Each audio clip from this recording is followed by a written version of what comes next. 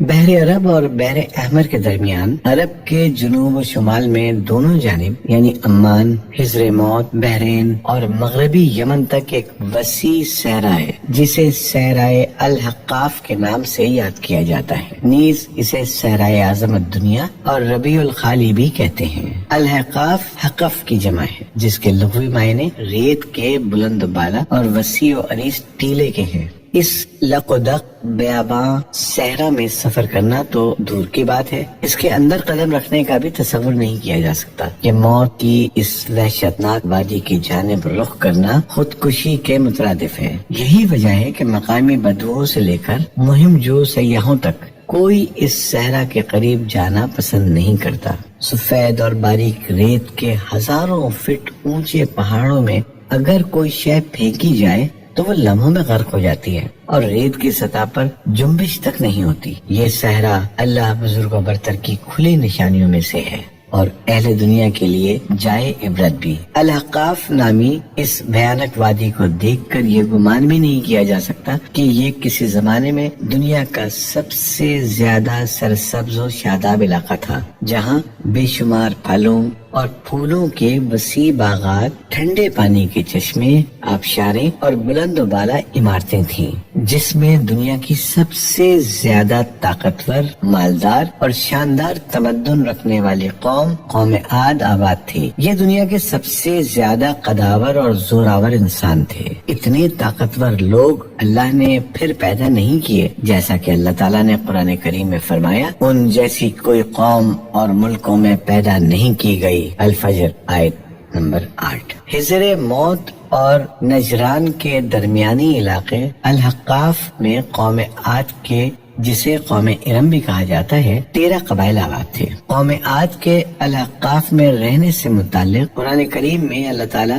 سورہ احقاف آیت 21 میں فرمایا، ہود کو یاد کرو جبکہ اس نے اپنی قوم کو احقاف میں ڈرایا۔ علامہ جلال الدین سیوطی رحمۃ اللہ علیہ اپنی تفسیر در منشور میں تحریر فرماتے ہیں، قوم عاد نہایت زوراور اور بہادر قوم تھی۔ یہ بت پرست تھے۔ ان کے 2 بتوں کے نام حمود اور حب بیان کیے گئے ہیں۔ ابن کثیر رحمۃ اللہ علیہ نے اپنی تفسیر میں تیسرے بت کا نام سمد بیان کیا ہے۔ طوفان نوح علیہ السلام کے بعد قوم عادی وہ قوم تھی جو سب سے پہلے کفر و شرک میں مبتلا ہو کر بتوں کی پجاری بنی۔ انہیں اپنے پتھروں کے خداؤں پر بڑا گھمنڈ تھا۔ ان کی معاشی حالت تو بہت عمدہ تھی، لیکن جہالت، گمراہی، جھوٹ، بے حیائی، باطل اقوال اور فاسد خیالات نے انہیں معاشرتی طور پر تباہی کے کنارے پر پہنچا دیا تھا۔ چنانچہ کفر و شرک کے سمندر میں غرق قوم عاد کی بدعمالیاں جب اپنی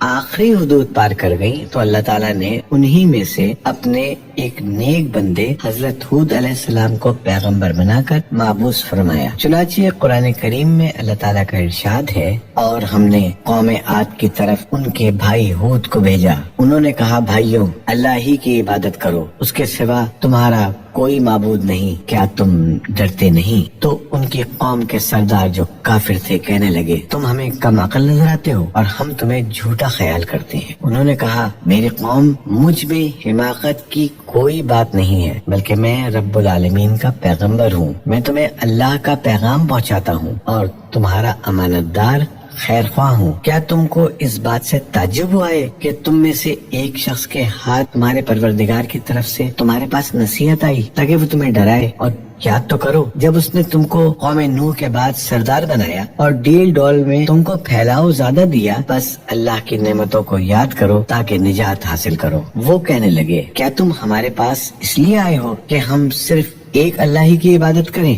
اور جن کو ہمارے باپ دادا پوچھتے چلے آئے ہیں ان کو چھوڑ دیں؟ بس اگر تم سچے ہو تو ہم کو جس عذاب کی دھمکی دیتے ہو اس کو ہمارے پاس لے آؤ۔ ہود علیہ السلام نے کہا، تمہارے پروردگار کی طرف سے تم پر عذاب اور غضب کا نازل ہونا مقرر ہو چکا ہے۔ کیا تم مجھ سے ایسے ناموں کے بارے میں جھگڑتے ہو جو تم نے اور تمہارے باپ دادا نے اپنی طرف سے رکھ لیے ہیں جن کی اللہ نے کوئی سند نازل نہیں کی، تو تم بھی انتظار کرو، میں بھی تمہارے ساتھ انتظار کرتا ہوں۔ پھر ہم نے ہود کو اور جو لوگ ان کے ساتھ تھے ان کو نجات بخشی، اور جنہوں نے ہماری آیات کو جھٹلایا تھا ان کی جڑ کاٹ دی، اور وہ ایمان لانے والے تھے ہی نہیں۔ الاعراف آیت نمبر 65 تا 72۔ حضرت ہود علیہ السلام ایک طویل عرصے تک اپنی قوم کو واعظ و نصیحت کرتے رہے۔ کبھی وہ انہیں اللہ کی طرف سے عطا کردہ نعمتوں کی یاد دلاتے تو کبھی عذاب الہی سے ڈراتے، لیکن وہ بہرے اور اندھے بنے رہے۔ تاریخی کتب میں ہے کہ حضرت ہود علیہ السلام مسلسل 50 برس یا اس سے بھی زیادہ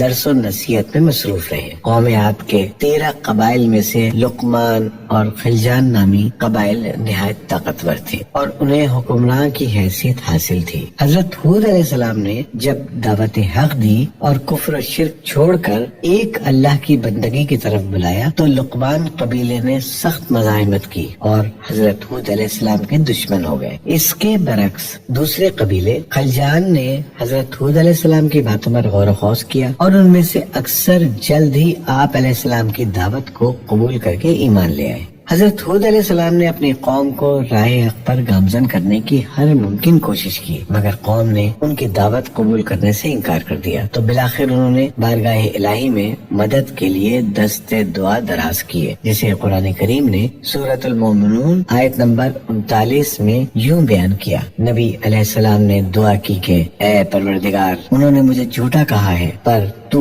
میری مدد فرما۔ اللہ نے اپنے نبی علیہ السلام کی فریاد کے جواب میں فرمایا، جو کہ سورہ مومنون آیت 40 میں ہے، اے نبی، یہ بہت جلد اپنے کیے پر پچھتانے لگیں گے۔ اللہ تعالیٰ نے اپنے نبی علیہ السلام کی دعا قبول فرمائی اور قوم عاد پر عذاب کی ابتدا ہو گئی۔ بادلوں کے فرشتوں کو حکم دیا کہ اب بارش نہ برسائی جائے، چشموں کے فرشتوں کو حکم دیا کہ ان کے ٹھنڈے، میٹھے اور شفاف پانی سے لبریز چشموں اور آبشاروں کو خشک کر دو۔ چنانچہ دیکھتے ہی دیکھتے ان کے سرسبز و شاداب کھیت کھلیان سوکھنے لگے اور مویشی مرنے لگے، یہاں تک کہ لوگ پینے کے پانی تک کو ترسنے لگے۔ کثیر تعداد میں پیدا ہونے والے پھل اور اناج ناپید ہو گئے۔ پوری قوم خشک سالی کا شکار ہو کر بدحال اور پریشان ہو گئی۔ یہ سلسلہ مسلسل 3 سال تک جاری رہا۔ حضرت ہود علیہ السلام سے اپنی قوم کی یہ پریشانی دیکھی نہ جاتی تھی۔ آپ علیہ السلام بہت افسردہ اور پریشان رہتے، اور پھر ایک دن انہوں نے اپنی قوم سے فرمایا، جس کا ذکر سورہ ہود آیت 52 میں اس طرح آتا ہے، اے میری قوم کے لوگوں، تم اپنے پالنے والے سے بخشش مانگو، اس کے آگے توبہ و استغفار کرو، تم پر آسمان سے موسلادھار مے برسائے گا اور تمہاری طاقت و قوت میں اضافہ فرمائے گا، اور دیکھو گناہگار بن کر روگردانی نہ کرو۔ قرآن کریم اور احادیث مبارکہ میں توبہ و استغفار کے بڑے فوائد بیان فرمائے گئے ہیں۔ ابن ماجہ اور ابو داؤد میں حدیث مبارکہ ہے کہ جو پابندی سے استغفار کرتا ہے، اللہ تعالیٰ اس کے لیے ہر فکر سے کشادگی اور ہر تنگی سے راستہ بنا دیتا ہے، اور اسے ایسی جگہ سے روزی دیتا ہے جو اس کے وہم و گمان میں بھی نہیں ہوتی۔ بہرحال حضرت ہود علیہ السلام کے لاکھ سمجھانے کے باوجود اس قوم پر کوئی اثر نہ ہوا، بلکہ نہایت ڈٹائی کا مظاہرہ کرتے ہوئے کہنے لگے کہ ہم محض تیرے کہنے پر اپنے آبا و اجداد اور اپنے ان معبودوں کو کیوں چھوڑ دیں۔ قرآن کریم نے سورہ الہود میں اسے یوں بیان فرمایا ہے، اے ہود، تم ہمارے پاس کوئی دلیل تو لائی نہیں، اور ہم صرف تمہارے کہنے سے نہ اپنے معبودوں کو چھوڑنے والے ہیں اور نہ تم پر ایمان لانے والے، بلکہ ہم تو یہ سمجھتے ہیں کہ ہمارے کسی معبود نے تمہیں آصف زدہ دیوانہ کر دیا ہے۔ قوم عاد کے سردار حجاز مقدس میں عذاب الہی کے ابتدائی مراحل ہی میں خشک سالی نے قوم عاد کی حالت ابتر کر دی، چنانچہ ان کے سرداروں اور دانشوروں نے اس سے نجات پانے کے لیے مختلف تدابیر پر غور و خوض شروع کر دیا۔ یہ بات بڑی حیران کن ہے کہ پچھلی قوموں کو جب کبھی کوئی مشکل آ گھیرتی تو وہ اس سے نجات کے لیے حجاز مقدس کا سفر کرتے اور بیت اللہ شریف میں جا کر اللہ کے آگے آوازاری کرتے، یعنی کافر قوتیں بھی اس حقیقت کو تسلیم کرتی تھیں کہ اس ارض و سما میں ایک لافانی قوت موجود ہے، لیکن اس کے باوجود جب نبی علیہ السلام اور رسول علیہ السلام یہ بات کہتے تو ان کی عقل پر پردہ پڑ جاتا۔ قوم عاد کے سرداروں نے بھی یہی فیصلہ کیا کہ قوم کے سرکردہ افراد بیت اللہ شریف جا کر اندھے کے خدا کے سامنے فریاد کریں۔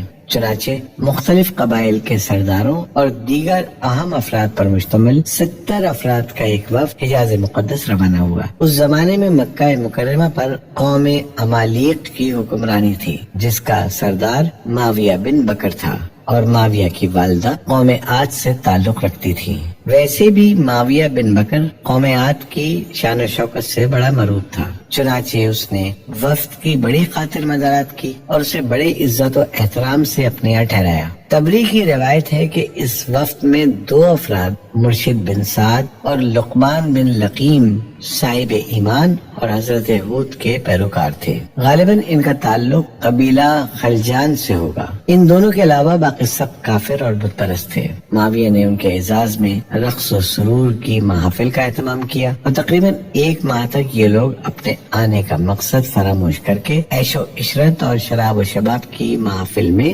مدہوش رہے۔ جب ان کا قیام طویل ہو گیا تو معاویہ بن بکر کو ان کے واپس جانے کی فکر لاحق ہوئی۔ کافی سوچ بچار کے بعد اس کے ناچنے گانے والیوں کے ذریعے چند اشعار کی صورت میں انہیں ان کے آنے کے مقصد کی یاد دہانی کروائی، جس پر وفد کو ہوش آیا۔ تاریخی کتب میں درج ہے کہ اس موقع پر وفد میں شامل مرشد اور لقمان نے ایک بار پھر انہیں سمجھانے کی کوشش کی کہ جو کچھ حضرت ہود علیہ السلام کہتے ہیں اس پر ایمان لے آؤ، لیکن وہ نہ مانے۔ وفد بیت اللہ شریف گیا اور بارش کی دعائیں مانگنی شروع کی۔ ابھی تھوڑی ہی دیر گزری تھی کہ اللہ تعالیٰ نے آسمان پر 3 رنگوں کے بادل بھیج دیے، جن میں ایک سفید تھا، دوسرا سیاہ اور تیسرا سرخ۔ اس کے ساتھ ہی آسمانوں سے ندائے غیب آئی، اپنے اور اپنی قوم کے لیے ان تینوں میں سے کسی ایک کو پسند کر لو۔ چنانچہ وفد نے سوچ بچار کے بعد سیاہ بادل کو اپنے لیے پسند کر لیا، جس کے ساتھ ہی سرخ اور سفید ٹکڑے آسمان سے غائب ہو گئے اور ابر سیاہ آہستہ آہستہ آسمان پر چھانے لگا۔ وہ لوگ اپنی دعا کی قبولیت پر بڑے خوش تھے اور سمجھتے تھے کہ اب خشک سالی ختم ہو جائے گی، چنانچہ پوری قوم نے خوشیاں منانی شروع کر دی۔ لیکن حضرت ہود علیہ السلام سمجھ گئے تھے کہ یہ عذاب الہی ہے، لہٰذا انہوں نے ایک بار پھر اپنے قوم کو مخاطب کرتے ہوئے فرمایا، اے میری قوم، یہ اللہ کا عذاب ہے جو تم پر نازل ہوا چاہتا ہے۔ پھر انہوں نے اللہ تعالیٰ کا فرمان انہیں سنایا جو سورہ الاحقاف آیت 24 میں ہے، نہیں بلکہ دراصل یہ ابر وہ عذاب ہے جس کی تم جلدی کر رہے تھے، یہ ہوا کا طوفان ہے جس میں دردناک عذاب چلا آ رہا ہے، جو اپنے رب کے حکم سے ہر چیز تباہ کر ڈالے گا۔ حدیث شریف میں آتا ہے کہ اماں عائشہ صدیقہ رضی اللہ تعالیٰ عنہا نے حضور نبی کریم صلی اللہ علیہ وسلم سے پوچھا، یا رسول اللہ صلی اللہ علیہ وسلم، لوگ تو بادل دیکھ کر خوش ہوتے ہیں کہ اب بارش ہوگی، لیکن آپ صلی اللہ علیہ وسلم کے چہرے پر اس کے برعکس تشویش کے آثار نظر آتے ہیں۔ آپ صلی اللہ علیہ وسلم نے فرمایا، عائشہ، اس بات کی کیا ضمانت ہے کہ اس بادل میں عذاب نہیں ہوگا؟